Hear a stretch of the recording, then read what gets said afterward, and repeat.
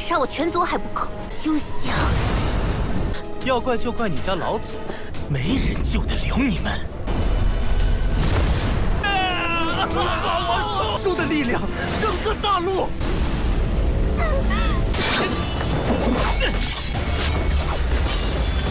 裂空诀，不死会将你的灵力血气给交出来。你的神识。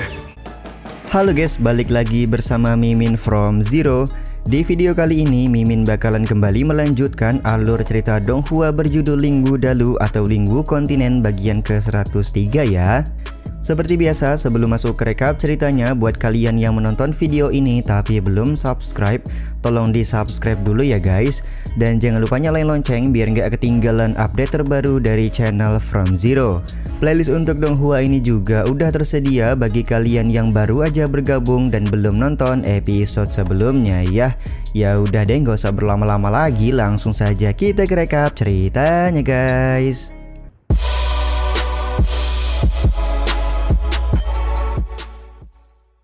Cerita episode kali ini dimulai dari sebuah altar persembahan yang dipersiapkan oleh Nalansang untuk Liu Yan.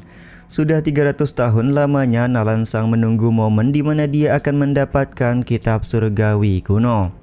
Di sini Liu Yan tampak marah karena hanya untuk sebuah kitab bobrok, Nalansang sampai membunuh semua anggota keluarga Liu seperti ini. Ternyata Nalansang sengaja memanfaatkan rakyat keluarga Liu untuk membuka segel yang ada di dalam tubuh Liu Yan.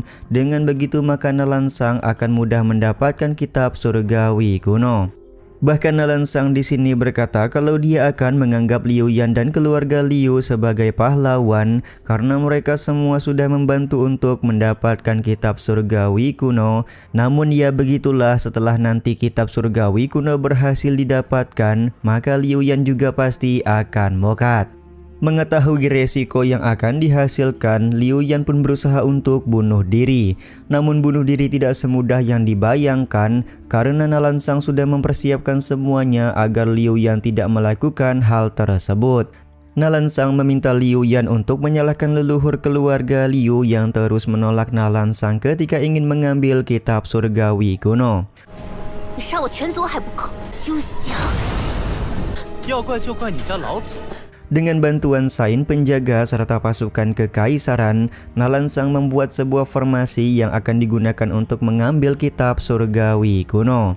Nalansang menyebut kalau kekuatan formasi yang dia gunakan tidak kaleng-kaleng, bahkan kekuatan teleportasi Chen Tian juga tidak akan bisa menembus formasi ini. Nalansang pun mulai melakukan proses pengambilan kitab surgawi kuno. Terlihat anggota keluarga Liu sangat kesakitan karena kekuatan spiritual mereka diambil secara paksa oleh formasi yang dibuat oleh Nalansang. 没人救得了你们。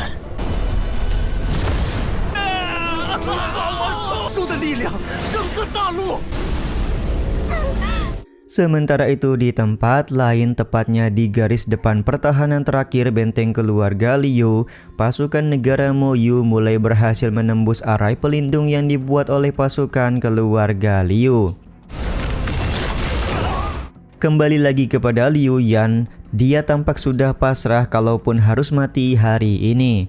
Selain itu Liu Yan menganggap akan bertemu dengan Chen Tian yang sudah lebih dulu mati ketika bertarung melawan leluhur klan langit. Sampai di sini Liu Yan belum mengetahui kalau Chen Tian masihlah hidup.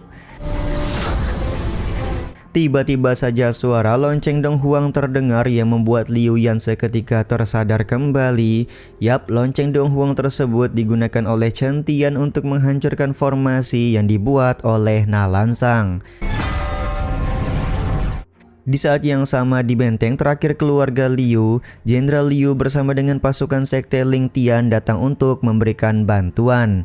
Pantas saja Chen Tian tidak khawatir karena dia bisa meminta bantuan kepada sekte Ling Tian untuk membantu pasukan keluarga Liu melawan pasukan negara Moyu. Sementara itu formasi Nalansang berhasil dihancurkan oleh lonceng Donghuang. Chen Tian juga langsung meminta maaf kepada Liu Yan karena dia sudah terlambat memberikan pertolongan. Di saat yang sama Liu Yan benar-benar tidak menyangka kalau Chen Tian masih hidup.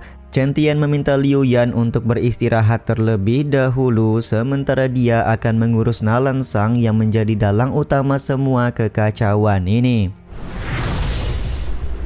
Kehadiran Chen Tian tentu saja membuat Nalansang sangat bersemangat karena dia bisa menjadikan tubuh Chen Tian sebagai wadah pengganti. Di saat yang sama Chen Tian langsung mengeluarkan pedang spiritual sembari menyebut kalau dia akan membalaskan dendam Liu Yan serta anggota keluarga Liu yang sudah mendapatkan banyak kerugian. Tampak Nalansang terlihat sombong karena dia menantang Chen Tian untuk memecahkan armor yang saat ini dia gunakan. 柳岩和边疆无辜者的仗，你连我的战甲都破不开，谢斩！ Pertarungan mereka sebelumnya memang Chen Tian tidak mampu memecahkan armor tersebut.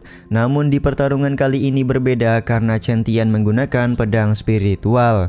Sementara itu Sain penjaga berniat memberikan bantuan kepada Nalansang yang terkena serangan kuat.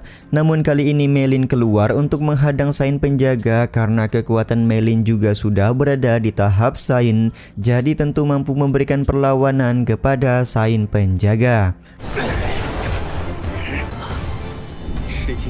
Keberhasilan Chen Tian menghancurkan armor dari Nalansang tentu saja langsung mendapatkan pujian. Nalansang tampak sangat senang karena dia baru mengetahui kalau ada jenis pedang yang sangat kuat seperti yang dipegang oleh Chen Tian.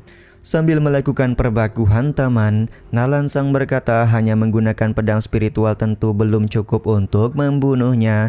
Namun Chen Tian tidak memperdulikan perkataan tersebut dan terus melakukan serangan demi serangan kepada Nalansang.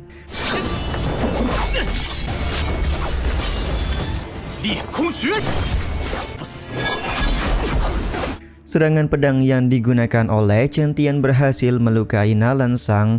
Namun Nalansang memberitahu bahwa dia sudah menggunakan martial spirit keempat yaitu kehidupan 100.000 jiwa. Dengan kehidupan 100.000 jiwa, Nalansang tidak akan pernah mati walau sudah terkena serangan bertubi-tubi dari Chen Tian.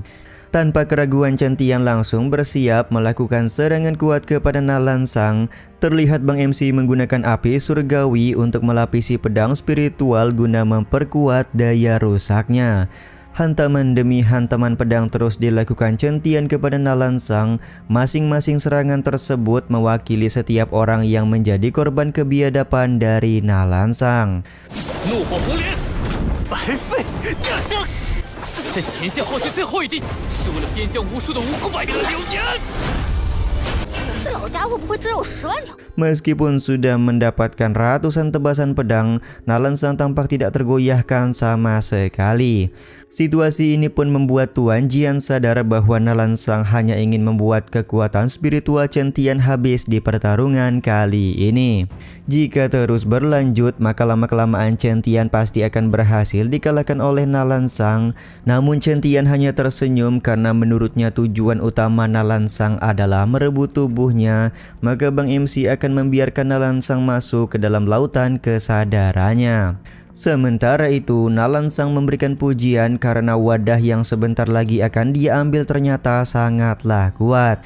Dan kini adalah giliran Nalansang menggunakan kemampuannya untuk merebut tubuh dari Chen Tian. Nalansang kemudian menggunakan formasi rantai untuk mengikat kekuatan spiritual dan kekuatan darah dari Chen Tian.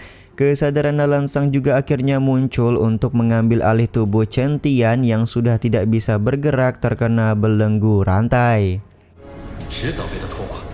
你确实有点本事，不要挣扎了，会将你的灵力血气给交出来。你的神识。